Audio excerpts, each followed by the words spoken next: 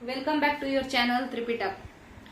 अब हम लोग आगे का जो टॉपिक है chapter 1 geography class 6 history class 6 complete हो चुका है। 12वां चैप्टर को हम काफी अच्छे से समझा चुके हैं। आप लोग जाइए देखिए, जैसा भी आपका फीडबैक हो, चाहे वो बच्चे हैं या फिर सीटेट के तैयारी करने वाले बड़े बड़े लोग हों, सभी लोग अपना फीडबैक दे सकते हैं कमेंट में। और कुछ क्वेश्चन भी पूछना हो तो आप कमेंट में क्वेश्चन पूछ सकते हैं, ठीक है। तो यहाँ का हम लोग कल देख चुके थे, जैसा कि आप देख रहे हैं। फिर से हम लोग स्टार्ट करते हैं। यहाँ पे फैन ऑफ करके बनाने के वजह से गर्मी ज्यादा लगता है, इस वजह से थोड़ा छोटा छोटा वीडियो बनाते हैं। और ऊपर से नेट इशू के वजह से भी ऐसा ही दो कारणों से जो है वीडियो ज्यादा लंबा नहीं खींच पाते हैं। तो चैप्टर 1 का पार्ट 2 हम लोग शुरू करते हैं। तो जैसा कि हम लोग प्लेनेट वगैरह के बारे में पढ़ चुके थे कि 9 ग्रह था, फिर प्लूटो को किस तरीके से लात से मार के भगा दिया गया, कारण क्या क्या था। तो एक तो प्लूटो जो था वो बृहस्पति के सैटेलाइट को हम नौकर बोल रहे थे ताकि आपको आसानी से समझ में आए, है ना। तो उससे छोटा था। तो और दूसरा क्या था, तो वो किसी और के पाथ में घुस जा रहा था, और वो कोई और कौन था, वो वरुण था, यानी नेपच्यून था। क्लियर है। यही सब कुछ कारणों से प्लूटो को घर से निकाल दिया गया। प्लूटो को ग्रह यानी कि प्लैनेट का जो दर्जा था उससे छीन लिया गया और उसको ड्वार्फ प्लैनेट यानी बौना ग्रह कहा जाने लगा। और कौन कौन से हैं ऐसे बौने ग्रह, तो आप देख सकते हैं सेरस एक बौना ग्रह है, उसके बाद फिर यूबी 313 एक बौना ग्रह है, और यहाँ पे एक 2003 करके है, वो भी जो है एक बौना ग्रह है। क्या क्लियर है। अब बात करना है हम लोगों को क्या कि अर्थ का शेप कैसा है। तो देखते हैं अर्थ का जो शेप है वो कुछ इस तरीके से है बाबू, है ना। मगर प्रॉब्लम क्या है कि आप लोग को लग रहा होगा कि ये नॉर्थ पोल है अर्थ का और ये साउथ पोल है, मगर आपको नहीं लगता है कि क्या ये आपको गलत लग रहा है, क्योंकि अर्थ तो सीधे खड़ी ही नहीं है, वो तो झुकी हुई है। तो यहाँ पे आपका जो है वो नॉर्थ पोल है और कहीं इधर जो है वो साउथ पोल है। अच्छा, और साथ के साथ ये नॉर्थ पोल भी चपटा है, ऐसे मतलब पूरा गोल नहीं, ऐसे चिपक गया है। उसी तरीके से यहाँ पे साउथ पोल को भी दबा दिया गया है, यानी कि ये पूरा गोल ना होकर के ऐसे चिपटा है यहाँ पे। क्लियर है। तो ये जो अजीबोगरीब टाइप का शेप है, इसके अलावा ये जो अजीबोगरीब टाइप का शेप क्यों है, तो ये जो अजीबोगरीब ना तो ये गोल ही है, ना ही ये चौकोर है, एक अलग ही शेप का है ना, ढचका पचका शेप है इसका। इस कारण से जो है इसका नाम पड़ता है अर्थ का शेप। अर्थ के शेप को एक अलग ही नाम दिया गया है, जैसे उसका नाम क्या है, जियोइड। अब कुछ बच्चों को यहाँ पे समझ में नहीं आता है कि जियोइड तो ठीक है, ये है क्या। समझिएगा, मान के चलिए आप एक रोटी बेलें, ठीक है, और आप जो रोटी है वो इंडिया के नक्शा की तरह बेल दी है, ठीक है। आप क्या किए कि इंडिया के नक्शा की तरह उस रोटी को बेल दिए हैं, है ना। तो जब ऐसा आप किए तो आप कहते हैं ना कि ये इंडियन मैप जैसा दिख रहा है, मगर क्या वो इंडियन मैप है क्या, वो तो रोटी है, ठीक है। तो वैसे ही समझिए जियोइड एक ऐसा शेप है जिस शेप का अर्थ होता है उसी के लिए वो बना ही है। जैसे अगर हम आपसे कहें कि ये कौन सा शेप है, तो आप कैसे फट से नाम ले लेते हैं कि ये तो रेक्टेंगल है, ये रेक्टेंगल है। यहाँ पे हर वक्त कोई ना कोई भौंकते ही रहता है, अलग ही परेशानी है इधर। छोड़िए, देखते हैं हम लोग देखते हैं यहाँ पे कि यहाँ जो है ये रेक्टेंगल है। उसी तरीके से जब भी आप कुछ इस शेप का देखें, जहाँ पे जिसका जो गोल है मगर उसका गोल होने के बावजूद भी वो पूरा गोल नहीं है, कहीं पे पचका वचका हुआ है, तो आप ऐसे शेप को क्या कहेंगे, जियोइड कहेंगे। क्लियर है। अर्थ का शेप जियोइड होता है। क्या कभी आप लोग वो प्लास्टिक के गेंद से खेले हैं। प्लास्टिक का गेंद जो होता है वो कहीं से पचक जाता है, कहीं से उठा रहता है, कहीं से ढचका पचका अजीब सा हो जाता है खेलने के बाद। नया खरीदते हैं उस समय नहीं, खेलने के बाद। तो ये जो ढचका पचका स्ट्रक्चर है ना, यही स्ट्रक्चर जियोइड कहलाता है, यही स्ट्रक्चर अर्थ का है। क्लियर है। क्या जियोइड क्लियर है। चलिए अगला जो टॉपिक है उसको अब हम लोग समझेंगे। तो अगला टॉपिक आपसे कहता है, अगला टॉपिक जो है वो आपसे कहता है कि भाई जो आपका मून है वो क्या है, चांद जिसपे हम लोग जा चुके हैं, पहुंच चुके हैं, है ना। इंडिया चंद्रयान लॉन्च किया और वो सक्सेसफुल भी हो गया, चंद्रयान 3, तो यही बात हम लोग अभी करेंगे, उसी चांद के बारे में बात करेंगे। तो देखिए, जिस तरीके से आपका जो अर्थ है, जिस तरीके से जो अर्थ है वो क्या कर रहा है, कर रही है, जो भी तो कर रही है, तो वो तो रिवॉल्व कर रही है। किसको रिवॉल्व कर रही है? सन को रिवॉल्व कर रही है। कैसे रिवॉल्व कर रही है? एलिप्टिकल ऑर्बिट में रिवॉल्व कर रही है। क्लियर है? कैसे रिवॉल्व कर रही है, कैसे घूम रही है सन के चारों तरफ? एलिप्टिकल ऑर्बिट में रिवॉल्व कर रही है ये अर्थ। क्लियर है? उसी तरीके से इस अर्थ को भी कोई घूम रहा है एक पाथ बना करके, और वो पाथ भी कैसा है? दीर्घ वृत्ताकार पाथ है। और ये इंसान कौन है, या ये आकाशीय पिंड कौन है जो इस अर्थ को घूम रहा है? तो वो मून है। वो कौन है? वो मून है। क्लियर है? तो ये जो मून है, चूंकि ये अर्थ को घूम रहा है, इसीलिए ये अर्थ का क्या है? अर्थ क्या है बताइए? ग्रह है। और जो ग्रह को घूमे, यानी कि जो ग्रह से छोटा है और ग्रह को घूमता है, ग्रह के चारों ओर घूमता है, वो उपग्रह कहलाता है। ठीक है? मगर अगर हम यही बात करें तो इंग्लिश में अगर हम देखें तो ये तो प्लेनेट है, और जो प्लेनेट को रिवॉल्व करता है वो सैटेलाइट कहलाता है। तो आपका सैटेलाइट क्लियर है क्या?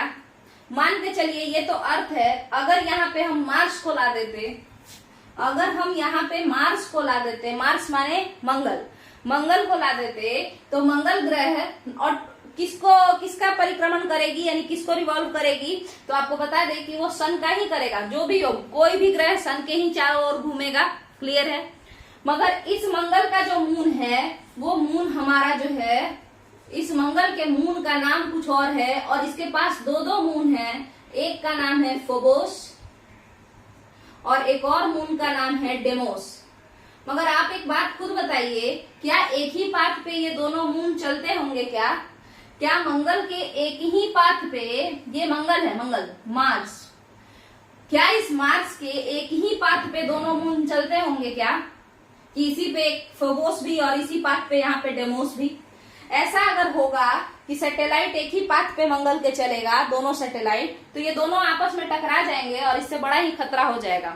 मान के चलिए कि जिस तरीके से चांद हम लोगों का पृथ्वी का रिवॉल्यूशन कर रहा है, और उसके पास एक और कोई चांद आ जाए, दोनों आपस में बूम, तो खत्म हो जाएगा। इसीलिए कोई भी जो सोलर सिस्टम में या कोई भी आकाशीय पिंड जो होते हैं, वो एक अपना अलग रास्ता बनाते हैं। क्लियर है? तो यहाँ पे अगर मार्स है, तो इस मार्स को जो रिवॉल्व करेगा, तो एक आपका यहाँ पे फेबोस है, तो उसके बाद जो आपका अगला है डेमोस, तो वो अलग से रास्ता बनाएगा और वो घूमेगा। जैसे अगर आप देखें तो सन को भी देखिए, तो नेपच्यून अपना अलग से दूर से रास्ता बनाते हुए आता है ना? अर्थ जो है वो यहाँ से रास्ता बना रहा है, वो बना रही है। उसी तरीके से मरकरी इधर ही से अपना जो है, यहाँ पे कहीं इस पे मत बना के यहाँ लिखते हैं। ठीक है? ये है मरकरी। ठीक है? और यहीं से घूम जाएगा, है ना? तो सब लोग अपना अपना रास्ता बनाएगा, कोई किसी और के रास्ते में बाधा नहीं बनेगा, क्योंकि टकरा जाएंगे दोनों और इससे दोनों को ही खतरा होगा। क्लियर है? यहाँ पे भी अगर क्लियर है, तो हम लोग अपने मून, अपना जो चांद है हमारा, जो हमारे अर्थ को रिवॉल्व करता है, हम उसके बारे में थोड़ा और जानेंगे। देखते हैं। अगर हम आपसे कहें कि जो हमारा मून है वो हमसे कितना दूर है, वो हमसे कितना दूर है, तो आप पहले उससे समझिए। आपको पता है मून से, यानी कि चंद्रमा से अगर लाइट को आना हो तो आने में कितना समय लगेगा? तो केवल 1 सेकेंड, 1 से 1.5 सेकेंड लगेगा। क्लियर है? या 1.5 से थोड़ा ज्यादा कह लीजिए, 1.25 सेकेंड, है ना? 1.25 सेकेंड लगेगा चांद से लाइट को अगर अर्थ पे पहुंचना हो, तो उसको 1.25 सेकेंड लगेगा, मतलब 1.5 से थोड़ा ज्यादा सेकेंड। क्लियर है? तो जब क्लियर है तो फिर हम लोग समझते हैं। चंद्रमा की दूरी हम इस पे बताएंगे कि what is the distance of moon from the earth. ठीक है? तो इसको समझते हैं। देखिएगा, यहाँ पे अर्थ है, इसके चारों तरफ अर्थ का कितना सैटेलाइट है? एक ही है, और उस सैटेलाइट का नाम मून है ना? वैसे तो हम किसी भी ग्रह के सैटेलाइट को मून ही कहते हैं। ठीक है? चलिए, बट मंगल का हम अलग से नाम दिए हुए हैं, फेबोस, डेमोस। उसी तरीके से जुपिटर का जो मून है हम उसका भी नाम दिए हुए हैं। जुपिटर के सैटेलाइट का नाम गैनीमेड है। वैसे तो जुपिटर के पास बहुत सारा सैटेलाइट है, बट जो सबसे बड़ा वाला है हम उसका नाम याद रखे हुए हैं। क्लियर है? अब हम लोग चलेंगे किसके पास, तो मून के पास। ये जो आपका मून है ये अर्थ से कितना दूर है अगर आपसे कोई पूछे तो इसका एवरेज डिस्टेंस है 3,84,000 किलोमीटर। ठीक है, 3,84,000 किलोमीटर ये आपके अर्थ से मून तक का डिस्टेंस है। बट अगर एक्यूरेट डिस्टेंस अगर कोई पूछे तो 3,84,400 किलोमीटर ये इसका एक्यूरेट डिस्टेंस है मून का अर्थ से। यानी अगर आप चांद से पृथ्वी की तरफ चलना शुरू करते हैं तो आपको 3,84,400 किलोमीटर की दूरी तय करनी पड़ेगी। यहां तक का क्लियर है? अब जैसा कि हम कहें कि मान के चलिए कोई इंसान आएगा तो उसको तो बहुत सारा समय लग जाएगा, है ना। मगर वही बताइए कि अगर यहाँ से एक लाइट का किरण है जो अर्थ पे पहुंचना चाहता है तो वो कितना देर में पहुंचेगा। तो इसको समझने के लिए आपको सबसे पहले पता करने पड़ेगा कि ये लाइट भाई साहब जो हैं आखिर इनका स्पीड कितना है। तो आपको पता होगा कि लाइट 3 लाख किलोमीटर 1 सेकेंड में दौड़ जाता है। प्रकाश की एक किरण 3 लाख किलोमीटर 1 सेकेंड में दौड़ जाती है। तो आप खुद सोचिए जिसका दूरी ही 3,84,000 किलोमीटर है, यानी जिसका डिस्टेंस ही 3,84,000 किलोमीटर है, और प्रकाश तो 1 सेकेंड में 3 लाख पार कर गया, और अगला सेकेंड 2 सेकेंड होने से पहले तो 84,000 किलोमीटर, उसके लिए कौन बड़ा बात है। जैसे कोई इंसान 3 लाख किलोमीटर 1 सेकेंड में दौड़ जा रहा है ना, तो फिर अगले सेकेंड 84,000 किलोमीटर उसके लिए कौन बड़ा बात है। जो 3 लाख रुपया कमा रहा हो और उसके लिए 84,000 कमाना कौन बड़ा बात है। क्लियर है? तो 3 लाख किलोमीटर पर सेकेंड, तो इतना हिस्सा तो हम लोग पहले ही कवर कर लेंगे अगर यहां से लाइट चले तो 1 सेकेंड में ही। बचा खुचा जो है 84,400 किलोमीटर। आपको लगता है कि प्लस 1 सेकेंड लगेगा? नहीं लगेगा, ठीक है, कम लगेगा उससे। क्लियर है? चलिए, अब ये बात जब समझ में आ गया है तो फिर हम लोग एक और टॉपिक को यहाँ पे कंसीडर करेंगे, फिर ये टॉपिक ही खत्म हो जाएगा। ये देखिए, एस्टेरॉइड के बारे में पढ़ना है और मीटियोरॉइड के बारे में पढ़ना है। इन दोनों को देखेंगे, उसके बाद आगे बढ़ जाएंगे।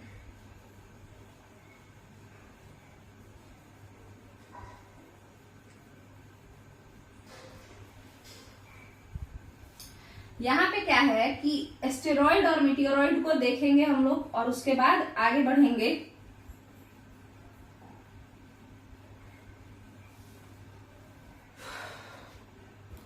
आपको पता है ये आपका सन है? क्या आपको पता है ये सन है? क्लियर है? इसी तरीके से ये एक रास्ता है जिस रास्ते पे बुध खड़ा है। बुध माने मरकरी। यहाँ पे हम मरकरी एम वगैरह इसलिए नहीं लिख रहे हैं क्योंकि एम से तो मार्स भी होता है, एम से मरकरी भी होता है, तो काफी कंफ्यूजन हो जाता है बच्चों को। क्लियर है? इसके बाद फिर यहाँ से एक रास्ता बना के कौन जाता है, तो माई वेरी यानी कि वेनस यानी कि शुक्र, ये यहीं पे गोल गोल गोल गोल चारों तरफ घूमते रहता है ऐसे। ये देखिए, ये इसका रास्ता, ये इसका रास्ता। अब सारा रास्ता बनाएंगे तो ये बोर्ड ही भर जाएगा। उसी तरीके से फिर हम अगले अर्थ अगर हम बात करें अगले ग्रह की तो वो कौन है? पृथ्वी है। क्लियर है? इसके बाद हम और बात करें तो फिर कौन है? मंगल है। और बात करें अगर तो फिर यहाँ पे कौन है? बृहस्पति है। इसको जानने से पहले यहाँ पे एक बात आता है, जो आपके इधर के ग्रह हैं, है ना, मतलब मंगल और बृहस्पति के, यहाँ से हम लोग 8 ग्रह हैं हमारे पास। 8 को हम आधा आधा भाग में बांट लेते हैं, तो आधा आधा किए तो 4 भाई इधर 4 भाई इधर। ये जो चारों हैं ये चारों एक नेचर के हैं, और ये जो चारों हैं ये चारों एक नेचर के हैं। क्लियर है? ये जो है ये इनका जो स्ट्रक्चर है, चाहे वो बुध हो, शुक्र हो, पृथ्वी हो या फिर मंगल हो, इन सबों का जो स्ट्रक्चर है वो जैसा पृथ्वी का आपका जैसे ये क्या बोलते हैं लिथोस्फेयर है ना, वैसा स्ट्रक्चर होता है लिथोस्फेयर, यानी वहां पे भी रॉक्स होते हैं। इन चारों के पास क्या है, चट्टान है, चारों भाई के पास, इन चारों के पास। मगर अगर आप बृहस्पति से और यहाँ पूरा देखते चले जाए, जैसे my very efficient mother just serve, यहाँ पे शनि हो जाएगा, यहाँ पे अरुण हो जाएगा जिसको हम अरुणस कहते हैं। बोलने के लिए ऐसे यूरेनस कहते हैं, बट याद रखने के लिए अरुणस कह रहे हैं, क्योंकि कई लोगों को कंफ्यूजन होता है कि यूरेनस आखिर अरुण है या वरुण है। क्लियर है? फिर यहाँ पे आपका वरुण, क्या क्लियर है क्या? तो ये जो आपका बृहस्पति है, ये चारों में एक समान, एक नेचर के हैं, ये चट्टानी होते हैं। जबकि आपका ये जो चार लोग हैं, ये लोग गैस के बने होते हैं, यानी इसमें ज्यादा गैस है इन लोगों में। जैसे अगर आप शनि पे पैर रखें, शनि कितना हल्का है अगर आप ये जानना चाहें तो शनि समुद्र के पानी में, समुद्र में अगर हम शनि ग्रह को डाल दें तो वो ऊपर तैरेगा, इतना हल्का है। यानी शनि बिल्कुल भी डेंस नहीं है। क्लियर है? ये लोग गैसियस स्टेज में ज्यादा हैं और ये लोग जो हैं सॉलिड स्टेज में ज्यादा हैं। क्या इससे आप ये कह सकते हैं कि यहाँ पे तो बिल्कुल भी चट्टान नहीं होगा और यहाँ पे तो बिल्कुल भी गैस नहीं होगा? तो आप खुद बताइए, आप अर्थ पे रहते हैं, क्या अर्थ में हवा है ही नहीं? क्या अर्थ पे हवा है ही नहीं? क्या कोई गैसियस स्टेट में चीज पाया ही नहीं जाता है? ऐसा बात थोड़ी है। तो कहने का मतलब है कि गैस भी है, यहाँ गैस भी है, उसी तरीके से यहाँ रॉक्स होंगे, बट चूंकि यहाँ पे रॉक ज्यादा है उसी तरीके से यहाँ पे गैस ज्यादा है। ठीक है? मेजर कंपोनेंट जो है इन लोगों का वो गैस है। इसका मेजर कंपोनेंट क्या है? रॉक है, चट्टान है। क्लियर है? तो जैसा कि इनका नाम एक पड़ता है, ये सूर्य से नजदीक है तो हम इन्हें इनर प्लैनेट भी कहते हैं, इनर प्लैनेट्स, मगर माने अंदरून आंतरिक ग्रह। ठीक है? इनर प्लैनेट्स माने आंतरिक ग्रह जो चार हैं। उसी तरीके से हम इसे टेरेस्ट्रियल प्लैनेट भी कहते हैं, माने स्थलीय ग्रह कह लीजिए आप, तो टेरेस्ट्रियल प्लैनेट भी कहते हैं। और इन चारों को हम लोग गैसियस प्लैनेट कहते हैं। जुपिटर के नाम पर इस जुपिटर है ना बृहस्पति, इस वजह से इसको जोवियन प्लैनेट्स भी कहते हैं इन चारों को। जैसे होता है ना कि किसी के कोई ग्रुप है तो उस ग्रुप में जो सबसे, सुनिए, कोई ग्रुप है चार लोगों का, उसमें जो सबसे ज्यादा फेमस है तो उसी के नाम पे वो सारे का नाम आता है, पूरे ग्रुप का नाम उसी के नाम पे। तो वैसे ही जुपिटर चूंकि सबसे बड़ा है इसीलिए इनको जोवियन प्लैनेट्स भी कहते हैं। और क्योंकि ये बाहर है या सूर्य से ये चारों काफी दूर पड़ते हैं, इस वजह से इन्हें आउटर प्लैनेट भी कहते हैं, यानी बाह्य ग्रह भी कहते हैं। क्लियर है? बाह्य ग्रह भी कहते हैं। अब आप खुद बताइए, बृहस्पति तो काफी बड़ा है, यानी कि इसके पास क्या चीज का क्षमता है? तो इसके पास भी ग्रेविटी तो बहुत होगा, गुरुत्वाकर्षण की क्षमता तो बहुत होगी। तो इस वजह से, और यहाँ पे जो आपका मंगल है ये भी तो खींचेगा। अब ये बात और है कि ये बड़ा है तो ये थोड़ा ज्यादा खींचेगा, और ये थोड़ा बेचारा छोटा है इसके सामने तो थोड़ा कम खींचेगा। तो इसी खींचा तीरी के चक्कर में, है ना, इसी खींचा खींची के चक्कर में क्या हुआ है यहाँ पे कि बहुत सारे छोटे छोटे जो है ग्रह, यहाँ पे इन्हीं के टुकड़े हैं, ये इन्हीं दोनों के टुकड़े हैं। ठीक है? बहुत सारे छोटे मोटे ग्रह यहाँ पे बन गए हैं। हम इन ग्रहों को, ये सारे भी चक्कर लगाते हैं सूर्य के। क्लियर है? ये सारे भी चक्कर लगाते हैं, बट ये नहीं, ये अलग अलग पाथ नहीं, सब एक ही बार में घूमते रहता है। क्लियर है? तो ये जो ग्रह हैं, हम इन ग्रहों को हिंदी में क्या कहते हैं? छोटा ग्रह कहेंगे, छोटा ग्रह। तो छोटा ग्रह कहते हैं, मगर ये तो बड़ा ही हिंदी हो गया। पढ़ाई वाले हिंदी में इनका नाम पड़ता है क्षुद्र, छोटे को क्षुद्र कहते हैं, क्षुद्र ग्रह। मगर आपके इंग्लिश में क्या कहते हैं? तो हम इन क्षुद्र ग्रहों को इंग्लिश में कहते हैं एस्टेरॉइड्स। क्या कहते हैं? एस्टेरॉइड्स। क्लियर है? अब एस्टेरॉइड्स, मीटियोरॉइड और मीटियोर्स की कहानी हम लोग सुनेंगे। ठीक है? देखते हैं, देखिएगा। या तो आप कहिए तो हम एस्टेरॉइड, मीटियोरॉइड और मीटियोर्स का जो है एक अलग से ही वीडियो बना दें, क्योंकि वो काफी होता है, मतलब और उसमें अच्छे से समझाना होता है और आप बोर ना होए इसको अच्छे से समझने में, क्योंकि लंबा वीडियो चला जाएगा, ये बीच में आएगा तो उतना अच्छे से आप लोग समझेंगे नहीं। तो ठीक है, एस्टेरॉइड, मीटियोरॉइड और मीटियोर्स के लिए हम आगे वीडियो डालेंगे, बट यहाँ पे हम लोगों को क्या देखना है, वैसे हम समझा देते हैं। देखिए, ध्यान से देखिएगा। ये एस्टेरॉइड है, ठीक है, इतना तो समझ में आ गया कि ये क्षुद्र ग्रह है, ये एस्टेरॉइड है। आगे समझते हैं मीटियोरॉइड और मीटियोराइट क्या होता है। अगर ये क्षुद्र ग्रह, देखिएगा, अगर ये क्षुद्र ग्रह अपने एरिया में घूम रहा है गोल गोल, तब तक तो ये क्षुद्र ग्रह कहलाएगा, है ना। तब तक ये क्या कहलाएगा, क्षुद्र ग्रह कहलाएगा, एस्टेरॉइड कहलाएगा। मगर कई बार ऐसा होता है कि इधर उधर खिंचा जाने के वजह से, कई बार जैसे देखिए, हो सकता है कि मंगल कभी इधर पहुंच गया हो और यहाँ पे पृथ्वी है ना, और यहाँ वाले क्षुद्र ग्रह को ये खींच ली, कुछ थोड़ा बहुत अट्रैक्शन लगा और जिस वजह से क्षुद्र ग्रह थोड़ा सा इधर घसक गया, तो वो अपने रीजन से बाहर चला गया, यानी वो स्पेस में ऐसे ही भटकने लगा, है ना। तो जब ये अपने पाथ को छोड़ के स्पेस में ऐसे ही भटकने लगता है, गाड़ी से राइड लेने लगता है, राइड मतलब राइड ड, ठीक है, राइड करना, तो गाड़ी से घूमने लगता है, राइड करने लगता है, राइडर बन जाता है, तब ये एस्टेरॉइड मीटियोराइड कहलाता है। क्या कहलाता है, मीटियोराइड कहलाता है। ड याद रखिएगा, इस ड और ट में दिक्कत होता है। जब एस्टेरॉइड अपने पाथ को छोड़ के पूरे स्पेस में राइड लेने लगता है, राइडर बन जाता है, तब ये क्या कहलाता है, मीटियोरॉइड कहलाता है। तब ये क्या कहलाता है, मीटियोरॉइड कहलाता है। मतलब जो राइड करते हैं वही तो राइडर कहलाते हैं। तो ये तो घूमने लगता है, अपना पाथ छोड़ छाड़ के पूरे स्पेस में तहलका मचाना शुरू करता है, ठीक है। तो ये आपके हो गया मीटियोराइड। अब इस मीटियोराइड के बारे में और समझेंगे, क्लियर है। अब इस मीटियोराइड के यहाँ पे जो भी आवाज होता है उसके लिए हम पहले ही से सॉरी बोलेंगे, क्योंकि यहाँ पे हर वक्त कुछ ना कुछ आवाज होते ही रहता है, उसमें कोई सुधार नहीं कर सकते हैं।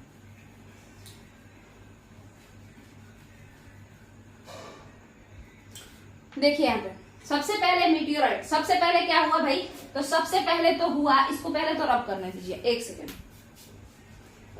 क्योंकि नीचे शायद दिखता नहीं हो, पीछे कोई बैठा भी नहीं है कैमरा के, तो पता नहीं चलेगा हमको। यहाँ लिखते हैं सबसे पहले, यहाँ पे छोटे छोटे ग्रह थे, उन ग्रहों को हमने क्या कहा, एस्टेरॉइड कहा, क्लियर है।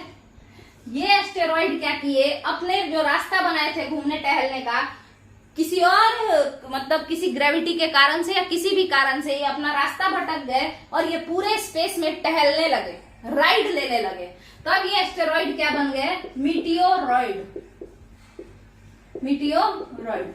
इसके बाद क्या हुआ भाई, सारा स्पेस में घूमना है, घूमो, है ना। मगर अगर ये अर्थ के एटमॉस्फेयर के अंदर घुसेंगे ना, अर्थ के एटमॉस्फेयर के अंदर घुसेंगे, तो अर्थ में तो बहुत सारा क्या है, हमारे एटमॉस्फेयर के अंदर बहुत सारे पार्टिकल्स हैं, तो वो सारे इसको ऐसे ऐसे रगड़ना शुरू करेंगे, ठीक है। सब उस पे आकर जो हवाएं हैं, जो पार्टिकल्स हैं, वो सारे आकर के इसको रगड़ने लगेंगे, वो पत्थर जो है उसको रगड़ने लगेंगे। रगड़ने की वजह से इसमें आग लग जाएगा और ये बन जाएगा क्या बताइए, रगड़ने के वजह से इसमें आग लग जाएगा और ये बन जाएगा मिटियोर। ये क्या बन जाएगा, मिटियोर। तभी भी ये उल्का कहलाता है, हिंदी में उल्का, ठीक है। और ये क्या है भाई, क्षुद्र ग्रह, और यहाँ पे इसको भी उल्का ही कहते हैं, हिंदी में जो है उल्का, उल्का, क्लियर है। ये मीटियोराइड था और जैसे ही ये जल गया, राइड लिया, राइड लेते लेते अर्थ के एटमॉस्फेयर में घुस गया, और जैसे ही एटमॉस्फेयर में घुसा, इस पत्थर के ऊपर बहुत सारी हवाएं टकराने लगी और बहुत सारे पार्टिकल्स, बहुत सारे पॉल्यूटेंट्स जो हैं, प्रदूषक चीज, वो सब टकराने लगे, और जिसके वजह से इसमें अगर आग लग जाता है तो यही मीटियोराइड हो जाता है मीटियोर्स, मीटियोर्स। और मीटियोर्स जब मान के चलिए इसमें आग लगा, एक बड़ा सा पत्थर था, जैसे ही आया हमारे अर्थ के एटमॉस्फेयर में, इसमें आग लग गया। मगर बताइए, बड़ा पत्थर है, आग लगा, मगर पूरे तरीके से पत्थर खत्म नहीं कर पाया, मतलब राख नहीं हुआ, पत्थर का कुछ हिस्सा बचा रह गया। बहुत बड़ा पत्थर था, आग लगा, मगर फिर भी वो पूरे तरीके से खत्म नहीं हो पाया, और वो जलते जलते जलते जलते क्या हुआ, स्पेस में ही बुझ गया, या तो स्पेस में ही थोड़ा सा जल के और पत्थर बच गया, बाकी आग ही बुझ गया, या फिर जलते जलते आकर के जो है पृथ्वी पे गिर गया, पृथ्वी पे आकर के क्या किया, गिर गया, ठीक है। जब भी कोई एस्टेरॉइड पृथ्वी पे भ्राम से गिर जाए, ठीक है, ये सारा प्रोसेस करके ही वो आएगा। कोई भी एस्टेरॉइड अगर अर्थ के एटमॉस्फेयर में घुसता है तो उसको वो जलाने का जरूर कोशिश करेगी, उसके एटमॉस्फेयर में इतना ज्यादा पावर है ये बात और है कि अगर वो एस्टेरॉइड बड़ा होगा तो वो पूरे तरीके से नहीं जला पाएगी। क्लियर है? और जब ये जल जाएगा तो जलने के बाद हो सकता है ना कि इतना बड़ा है तो इतना हिस्सा जला, उसके बाद आग ही बुझ गया तो इतना बच जाएगा, है ना, इतना बच जाएगा। अब ये धम से करके पृथ्वी पे गिर जाएगा। ठीक है? और जब कोई भी एस्टेरॉइड पृथ्वी पे गिरता है तो उसका नाम फिर क्या पड़ जाता है? मीटियोराइट पड़ जाता है। ठीक है? ये सारे चीज सेम नहीं होते हैं, इसमें माइनर डिफरेंस होता है। ये मीटियोराइट कहलाना शुरू हो जाता है। जैसे इसको कैसे याद रखेंगे? तो राइट से याद रखिए। राइट से क्या याद रखना है?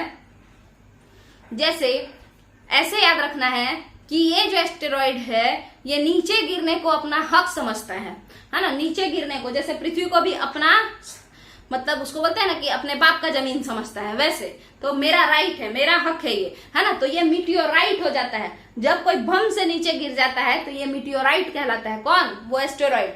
जब धम से पृथ्वी पे गिर जाता है तो वो तब फिर ये एस्टेरॉइड नहीं रहता है, ये मीटियोराइट कहलाता है।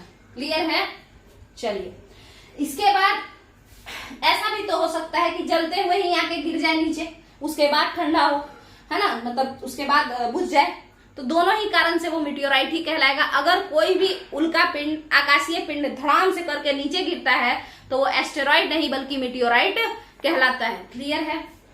ट फॉर टॉमी, ठीक है, वो कहलाता है। और ड फॉर डॉग कौन कहलाता है? जो बिना बात का राइड लेते रहता है, घूमते रहता है स्पेस में, एटमॉस्फेयर से बाहर। क्लियर है? अब बात करते हैं कि जब ये गिरेगा तो गड्ढा होगा या नहीं होगा? क्या जब ये गिरेगा तो गड्ढा होगा? इतना बड़ा सा चीज है, अर्थ पे गिर जाएगा तो गड्ढा तो होना जरूरी है। तो जब अर्थ पे गड्ढा हो जाएगा तो हम मीटियोराइट के गिरने से, जब हम अर्थ पे गड्ढा कर देते हैं, मीटियोराइट के गिरने से जब अर्थ पे गड्ढा हो जाता है, हम उस गड्ढे को क्या कहते हैं? तो हम उस गड्ढे को कहते हैं, यहाँ पे मीटियोराइट गिरा और इस वजह से अर्थ कुछ ऐसा हो गया, ठीक है, तो हम उस गड्ढे को क्या कहते हैं? कार्डेरा कहते हैं। ठीक है? हम उस गड्ढे को क्या कहते हैं? कार्डेरा कहते हैं। ठीक है? क्रेटर भी कह सकते हैं और कार्डेरा भी कह सकते हैं। अब ये गड्ढा तो हो गया, उसके बाद इस पे क्या होगा?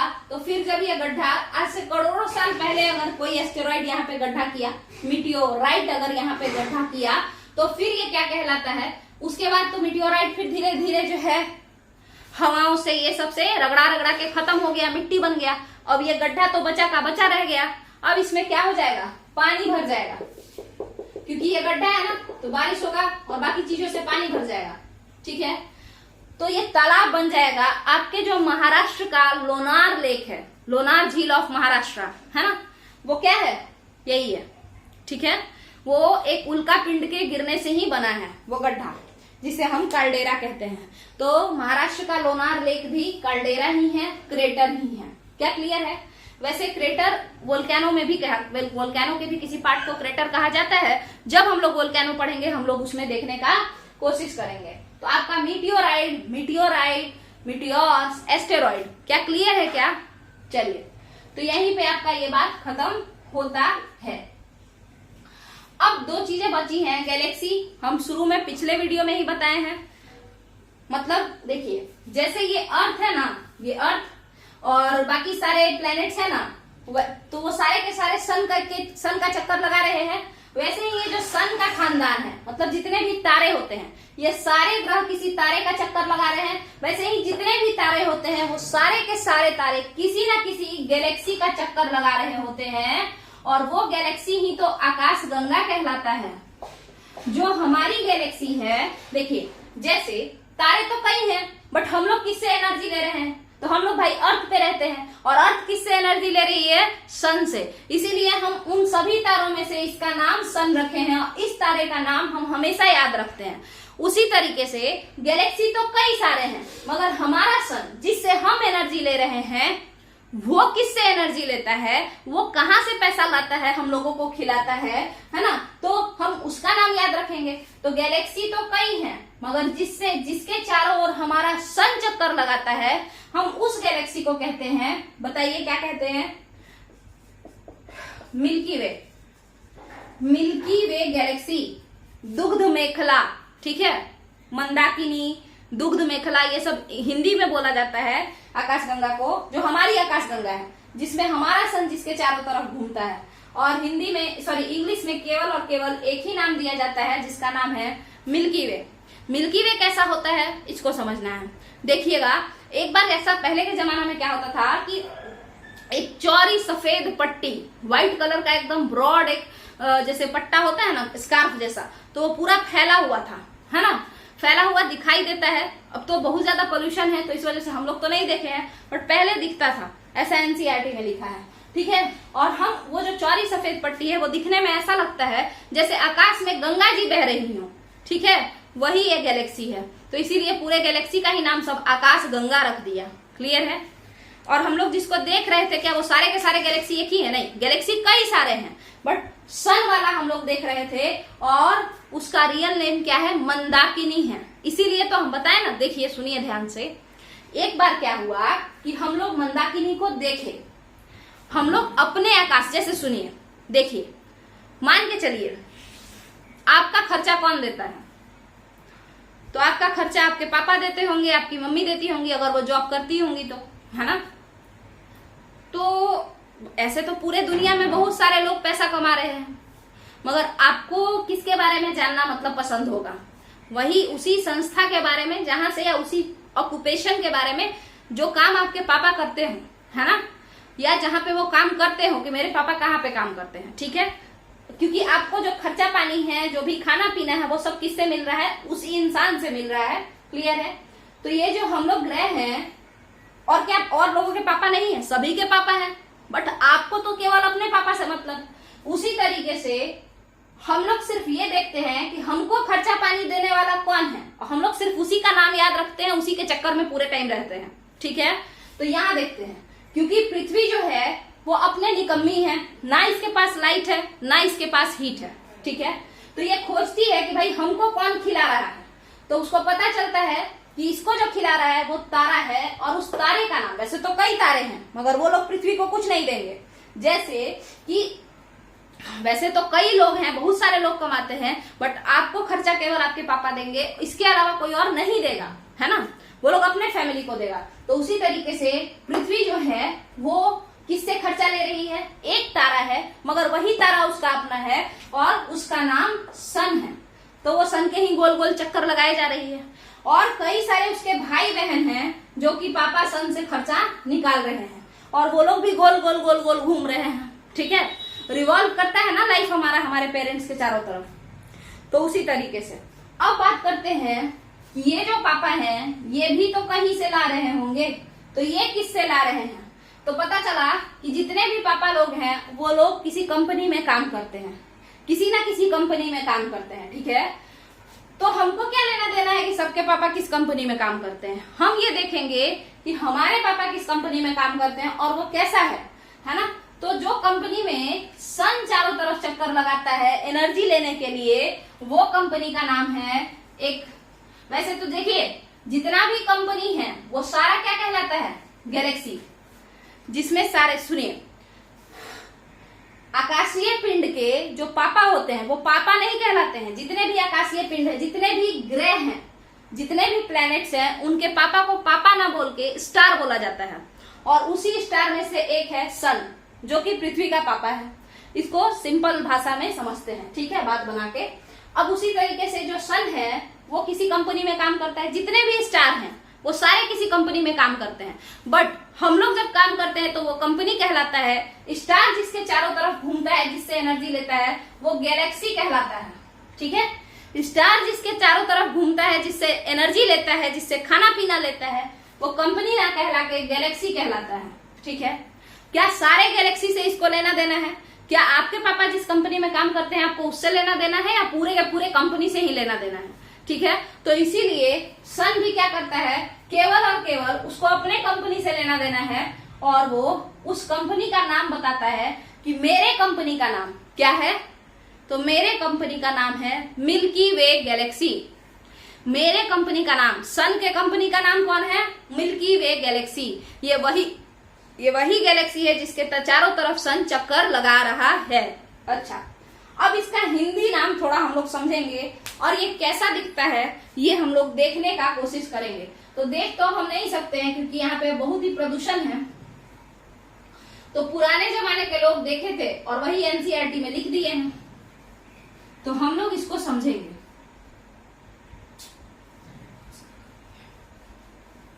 तो यहाँ पे एक तो इसको मिटाने में कम से कम 4 साल लगेगा। हम लोग क्या समझेंगे कि आखिर ये मिल्की वे जो गैलेक्सी है ये कैसा दिखता है। तो देखिएगा, एक बार की बात है, पुराने जमाने के लोग छत पे देख रहे थे, बैठे बैठे, छत तो था नहीं, आंगन से देख रहे थे, तो ऊपर देखे तो एक बड़ा चौड़ा सा पट्टी था, एकदम ब्रॉड बैंड जैसा, व्हाइट कलर का, व्हाइटिश जो था वो पूरा फैला हुआ था पट्टी, क्लियर है। और वही पट्टी जब वो लोग देखे तो उनको ऐसा लगा कि आकाश में गंगा जी हैं, क्योंकि व्हाइट था, एकदम दूध जैसा था, एकदम ठीक है, दूध जैसा उजला था।